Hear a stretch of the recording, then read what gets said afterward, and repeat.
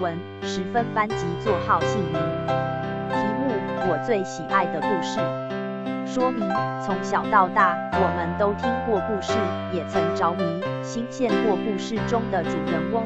是具体描述你最喜爱的故事，并写出你对它的看法。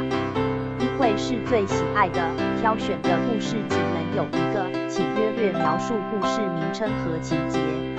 要叙述你最喜爱的原因，并写出故事中得到的启示。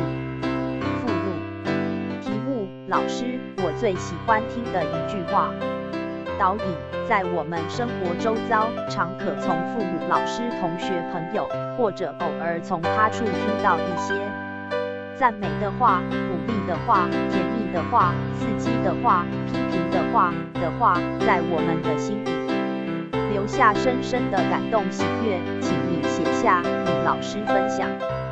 附录：台南市立新东国中101学年度第2学期第1次段考2年级国文科作文卷。题目：我最喜欢的一本书，年番号姓名。说明：一本好书常值得再三品味与深思。在你的阅读经验中，有哪一本书中的人物、情节、对话使你印象深刻、回味无穷？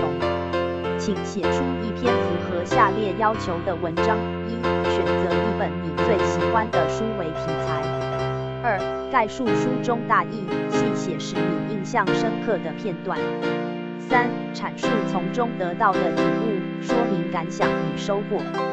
附录可搜寻井号群书治要。